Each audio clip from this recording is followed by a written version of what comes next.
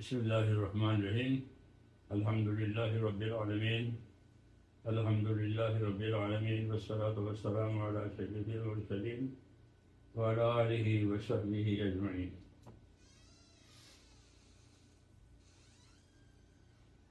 اللہ تعالیٰ نے ہم لوگوں کو ایک کام دیا ہے،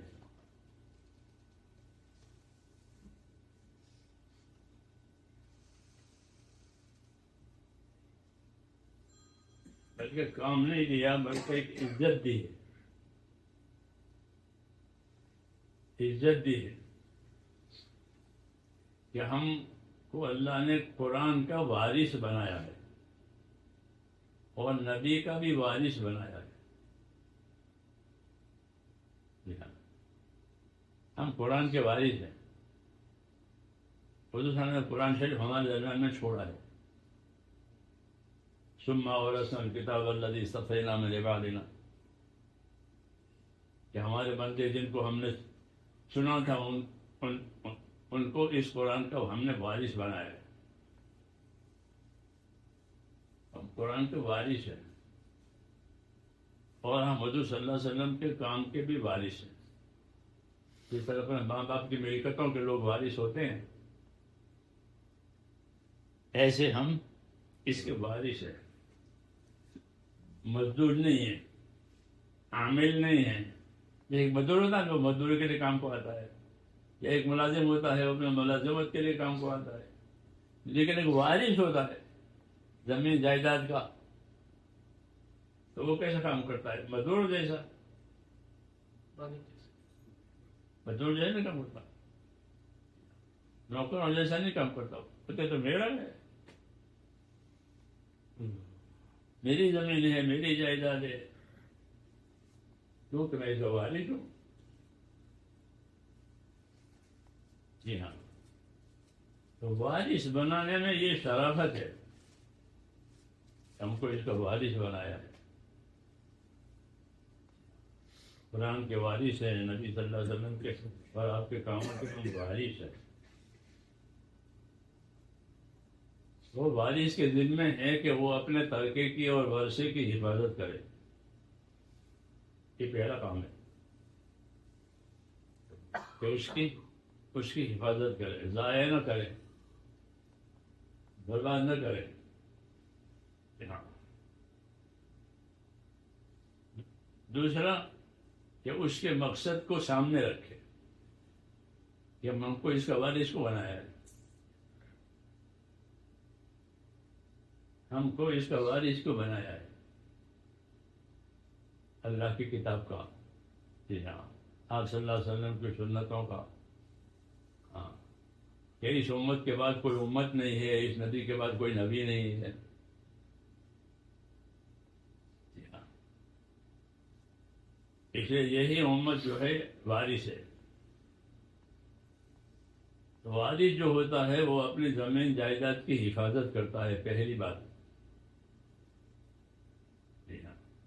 یہ تو پہلی بات ہے کہ وہ سب سے پہلے وہ اپنی زمین جائیداد کی حفاظت کرے گا، کیونکہ وہ اس کا وارث ہے۔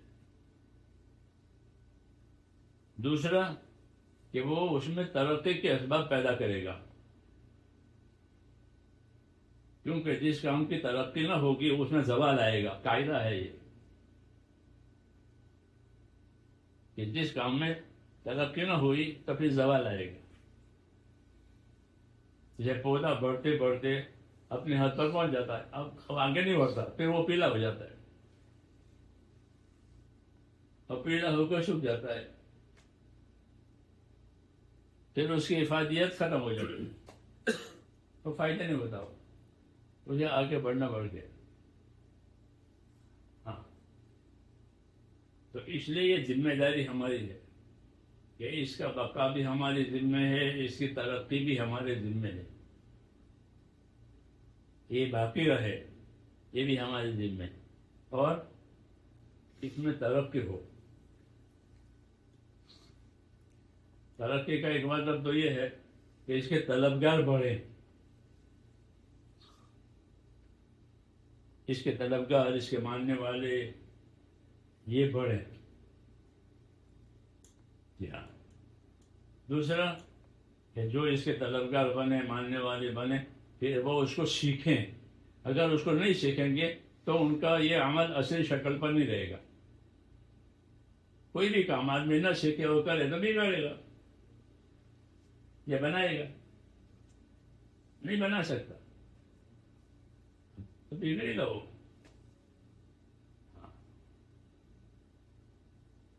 اس لیے کہا کہ اپنی ذمہ داری کی چیزوں کو سیکھے. جی ہاں، اور پوچھے اور یاد بھی کرے. یاد اس لیے کرنا ہے تاکہ اس میں غلطی نہ ہو، اور سیکھنا پوچھنا اس میں ہے اس لیے کہ اس میں کمی نہ رہ جائے.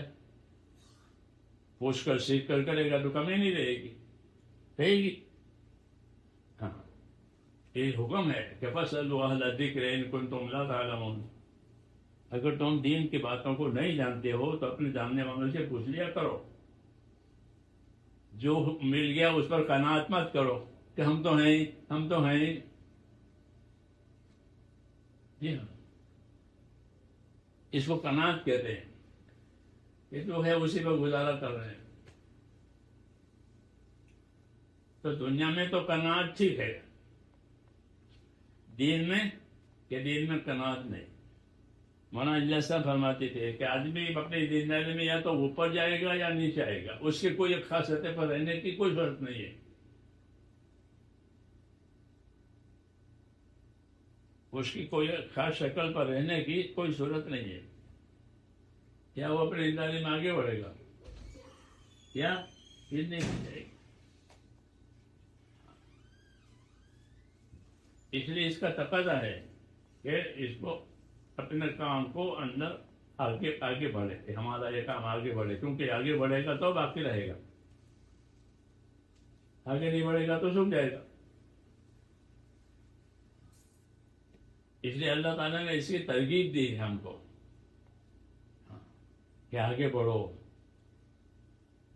آگے بڑھو. فَلْيَتَنَافَسْ وَفِي ذَلِكَ فَلْيَتَنَافَسِ الْمُتَنَافِسُونَ. کہ یہ وہ چیز ہے کہ اس میں رغبت کرنے والوں کو، شوق کرنے والوں کو اس کام میں شوق کرنا چاہیے. بوجھ محسوس کرنا نہیں، شوق کرو. ہاں، اور شوق جب معلوم ہوگا جب وہ اس کے فوائد، اس کے فضائل اس کے سامنے ہوں گے. کسی کام کے فوائد معلوم ہو، کسی کام کے فضائل معلوم ہو تو اس کا شوق ہوتا ہے. اور کسی کام کے فضائل فوائد معلوم نہ ہو تو اس میں کیا شوق ہوگا. اس لیے اللہ تعالیٰ نے اپنے دین کے کاموں کے فوائد اور فضائل نازل کیے ہیں.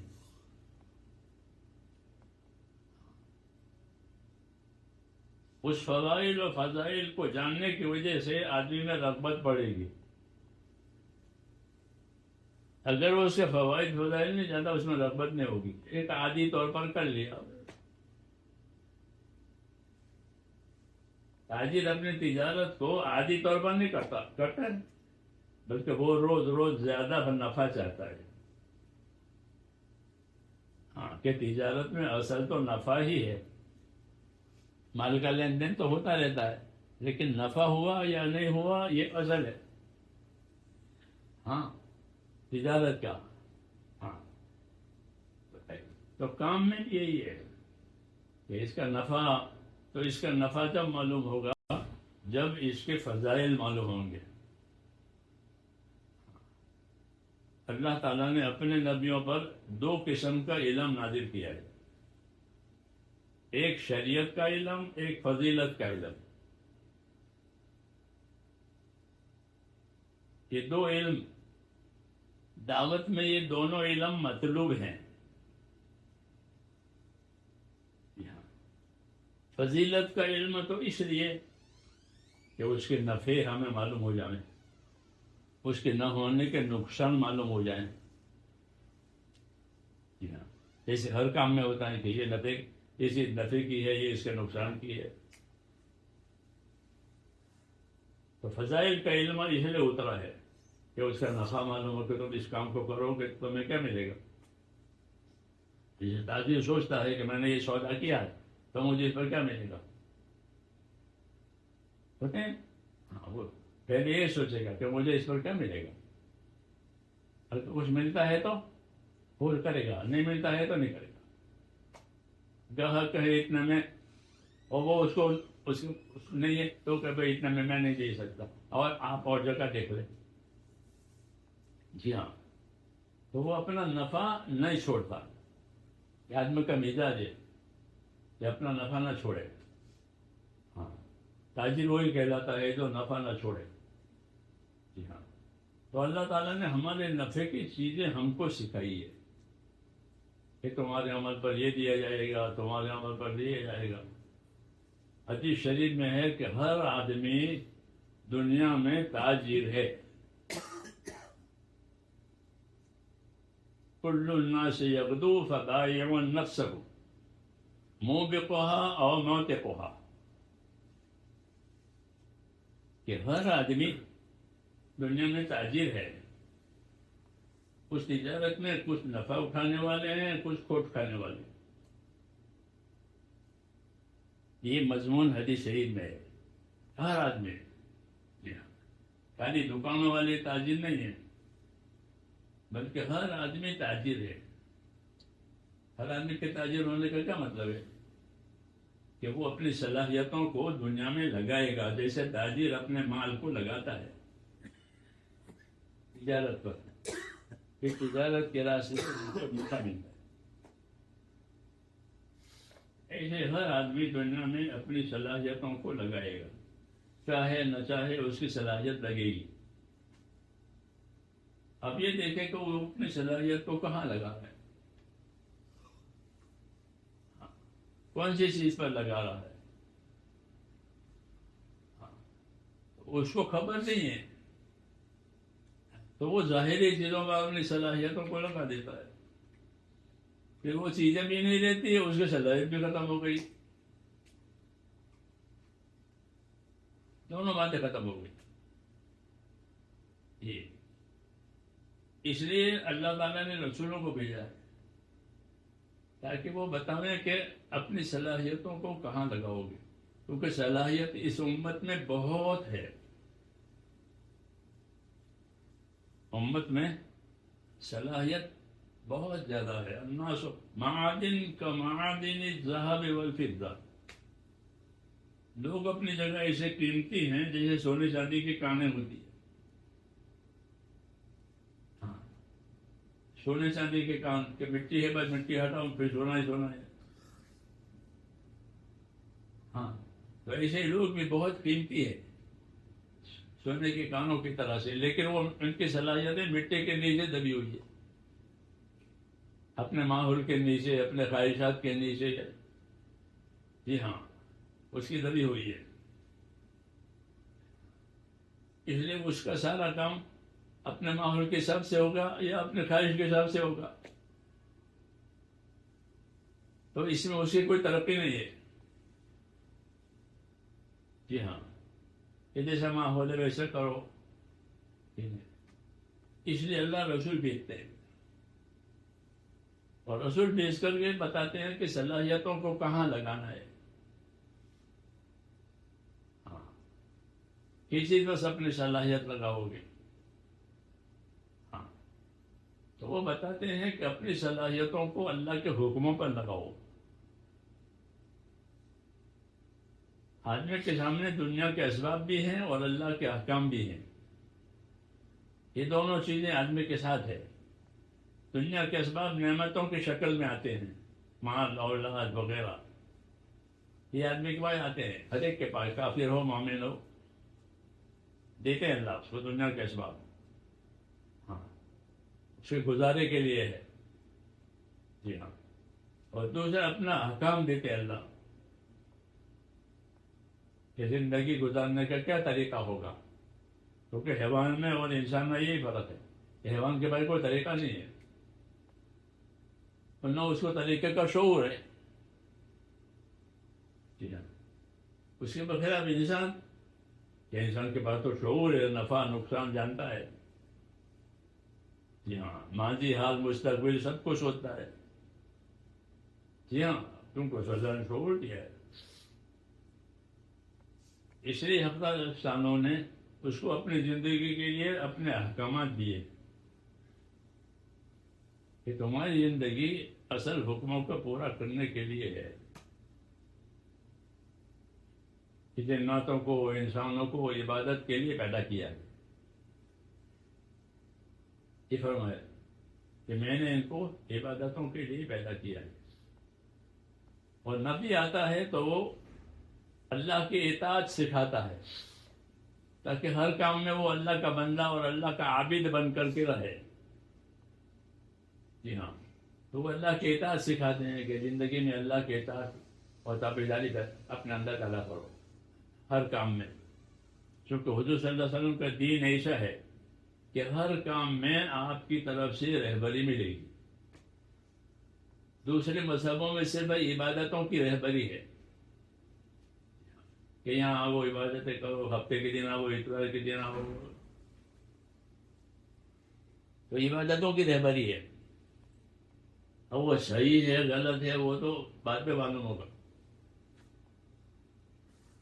لیکن ہمارے ہاں تو ہر حال کی رہبری ہے.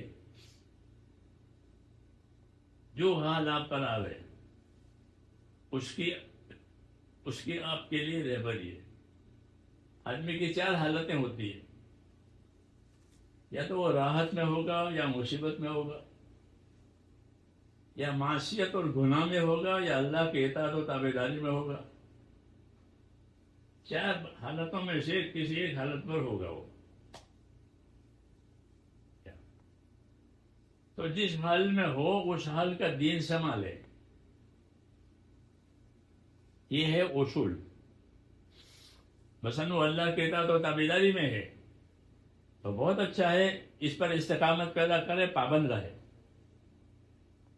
اور اگر خدا نہ خواستہ معصیت اور گناہ میں ہے تو توبہ کرے، معصیت اور گناہ میں نہ رہے. راحت میں ہے تو شکر کرے، اور شکر کے ساتھ اپنی زندگی کی ذمہ داریاں پوری کرے.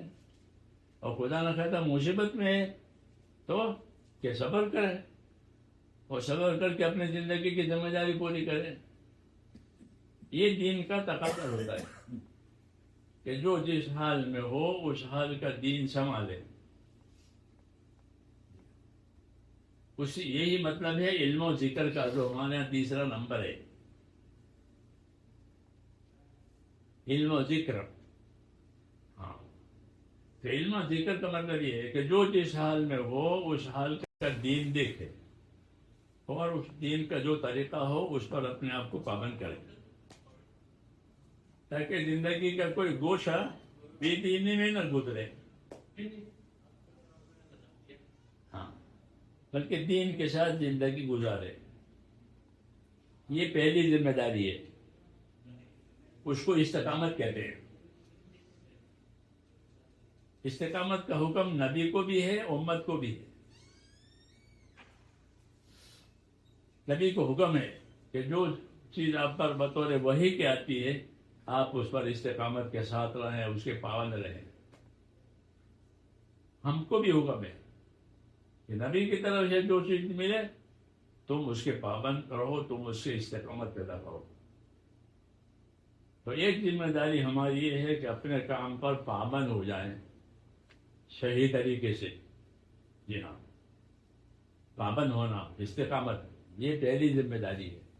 اگر استقامت ہوئی تو وہ اپنے کام میں ترقی کرے گا. ترقی اس وجہ سے کرے گا کہ استقامت کی وجہ سے اس کی زندگی عملی بنے گی. بنے گی نہیں بنے گی. اور پھر جب استقامت کو زیادہ دیر ہو جائے گی، وہ زیادہ دنوں تک ہوگی، تو پھر اس عمل کی وجہ سے اس کے اندر صفتیں پیدا ہوگی. جیسے چوری کرنے کی وجہ سے چور ہو جاتا ہے، اب وہ چوری اس کی صفت ہو گئی، عادت ہو گئی تھی، اب صفت ہو گئی. جی ہاں، کیونکہ وہ اس پر قائم ہے. جی ہاں، کہ جب اس پر قائم ہوگا تو پھر یہ چیز اس کی عادت، اور عادت کے بعد یہ اس کی صفت ہو جائے گی. یہ پابند ہے، یہ پرہیزگار ہے، یہ متقی ہے. ہاں، یہ صفت ان کو ملے گی پابندی کی وجہ سے. اور یہی اثر ہے کہ زندگیوں میں صفات پیدا ہو جاوے، زندگیوں میں صفات پیدا ہو جاوے کہ علم کی صفت آوے، تقوی کی صفت آوے. جی، بندوں کا معاملہ ہو تو انصاف احسان کی صفت آوے. یہ مطلب ہے یہ معاملہ بندوں کے ساتھ ہے تو کہ بندوں کے ساتھ احسان سے اور انصاف سے رہو. کونوا قوامین بالقسط، انصاف سے رہو لوگوں کے ساتھ. انصاف سے رہنے کا کیا مطلب ہے کہ جو اپنے لیے پسند کرو وہ دوسروں کے لیے پسند کرو، جو اپنے لیے پسند کرو وہ دوسروں. یہ انصاف کی بات ہے. تو معاملہ بندوں کا ہے تو کہ انصاف اور احسان سے رہو. انصاف بھی کرو اور انصاف سے آگے احسان ہے.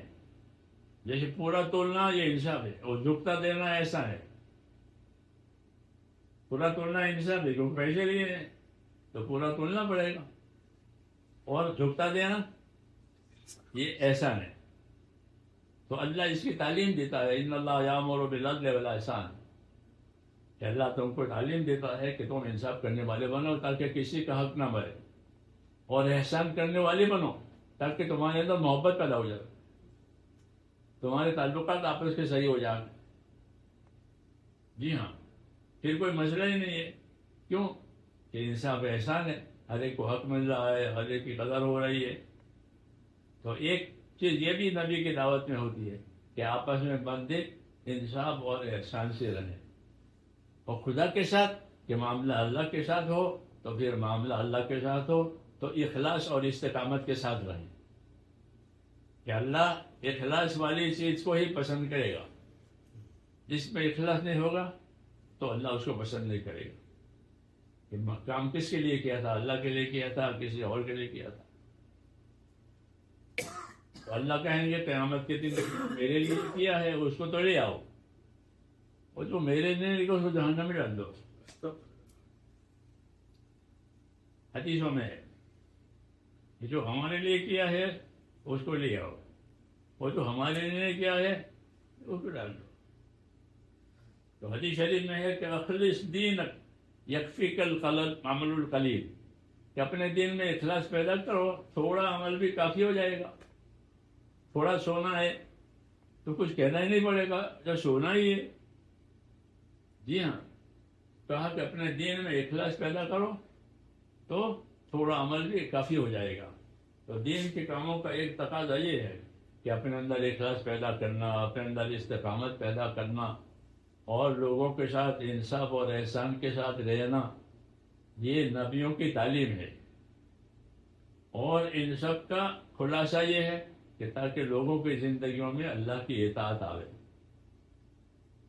ان چیزوں کو دیکھ کر لوگ جب اس کی دعوت دی جائے گی تو لوگ اللہ کی اطاعت پر آئیں گے. اور اصل اللہ کی اطاعت ہے. رسولوں کی بعثت اور رسولوں کا دنیا میں آنا وہ اطاعت قائم کرانے کے لیے ہی ہوتا ہے. وما ارسلنا من رسول الا لیطاع باذن اللہ، کہ جب کوئی رسول آتا ہے تو وہ اسی بات کو لے کر آتا ہے کہ اللہ کی بات کو مان کر زندگی گزارو. تو ہمارے کام کے لیے مقصد ہے کہ ہم میں سے ایک ایک کے اندر اللہ کی اطاعت آوے. یہ پہلا کام ہے. اور اطاعت بھی ہو، عبادت تو ہے ہی ہے، عبادت تو غیر خدا کی ہوتی ہی نہیں، اللہ کی ہوتی ہے. تو جس طرح عبادت اللہ کی ہے، پھر عبادت سے آگے کے کاموں میں وہ اللہ کا موتی اور تابعدار رہے تاکہ اللہ کی نافرمانی نہ ہو. یہ کام کا تقاضا ہے کہ زندگیاں ایمان والی بنے، عبادت والی بنے، اس کی دعوت دیں، اس کے فضائل خود بھی سامنے رکھیں اور اس کے فضائل دوسروں کو بھی سنائیں. ہاں، کہ ہمارے کام میں جو ترقی ہوگی وہ فضائل سے ہوگی. کس سے ہوگی؟ کہ آدمی کو اگر فضائل معلوم ہو، محنت کے ساتھ کام میں محنت ہو اور اس کے ساتھ فضائل ہو تو پھر ترقی ہوگی. ہاں، صحابہ کا ساتھ یہی تھا کہ وہ اپنا کام میں رہتے تھے، آخرت کے کاموں میں، اور پھر اس میں جب کوئی فضیلت ملتی تھی تو وہ آگے اس کو آگے بڑھتے. وہ ہم تو جانتے نہیں تھے، ہم کو یہ چیز ملی. ہاں، تو فضائل کے ذریعے سے اپنی ترقی کرنا تاکہ آخرت بنے، کیونکہ نبیوں کے ہاں سب سے زیادہ اہم چیز ہے وہ اپنی آخرت بنانا. ہم کو بھی یہ پیغام ہے حضور صلی اللہ علیہ وسلم کا کہ فرمایا حضور صلی اللہ علیہ وسلم نے کہ اللہ نے دنیا کو تمہارے لیے پیدا کی ہے لیکن تم کو آخرت کے لیے پیدا کیا ہے. اس لیے دعوت جب ہضم ہوتی ہے آدمی کو تو اس کو سب زیادہ فکر اپنے آخرت کی ہو جاتی ہے. صحابہ کہتے تھے انما ہممنا الآخرہ، ہماری فکریں ہمارے عزائم اپنی آخرت بنانے کے ہیں. یہی علامت ہے کہ بات ہضم ہوئی ہے، بات اندر گئی ہے، اس نے اثر کیا ہے، تو وہ ہر کام میں کہ میری آخرت نہ بگڑے، میری آخرت بنے، آخرت میں میری ترقی ہو جائے. کیوں کہ آخرت دارالقرار ہے. آخرت دارالقرار، یہ وہاں سے کہیں جانا ہی نہیں ہے. تو چاہے بگڑ کے جاوے تو بھی ہمیشہ رہے گا، بنا کے جاوے تو بھی. اس لیے ہماری دعوت میں، نبیوں کی دعوت میں یہی ہے کہ اپنی آخرت بنانے کے ساتھ چلو، کہ دیکھو میرے عمل سے میری آخرت بنتی ہے یا نہیں بنتی ہے. تو آخرت بنانے کے لیے ایمان بھی شرط ہے، عمل بھی ضروری ہے، اور طریقہ بھی صحیح معلوم ہو. جب طریقہ صحیح معلوم ہوگا تو وہ عمل صحیح ہوگا. ہاں، پھر اس سے اس کی آخرت بنے گی. اسی کو علم و ذکر کہتے ہیں. مسلمان اپنے کام میں ہر چیز میں علم و ذکر کو دیکھے. جسے ریل پٹڑی کے بغیر نہیں چل سکتی، چل سکتی ہے، اور پٹڑی بغیر ریل کے کسی کام کی نہیں ہے. پٹڑی ریل نہیں ہے، یہ ریل ہے پٹڑی نہیں ہے. انہیں دونوں کی ضرورت ہے. تو علم و ذکر مسلمان کی زندگی کے لیے پٹڑی کی طرح ہے کہ اس کی زندگی علم و ذکر سے آگے نہیں جائے گی، پٹڑی پر ہی رہے گی. یہ مطلب ہے دعوت کا کہ ہمارا ہر کام حکم پر، طریقے پر، حکم پر، طریقے پر. پٹڑی کا مطلب یہ ہے حکموں پر، طریقوں پر. یہاں اور یہ باتیں پیدا کرنے کے لیے اس کے فضائل دھیان میں ہوں گے. جب اس کے فضائل دھیان میں ہوں گے تو اس کی رغبت پیدا ہوگی، وہ شوق پیدا ہوگا، اور دوسروں کو بھی بتاوے گا کہ بھائی تم یہ کام کرو گے تو اللہ تمہیں یہ دے گا. دیکھو حدیثوں میں یہ ہے، دیکھو قرآن شریف میں یہ ہے. مولانا الیاس صاحب فرماتے تھے کہ فضائل کا علم جو ہے وہ ہمارے ہاں مقدم ہے،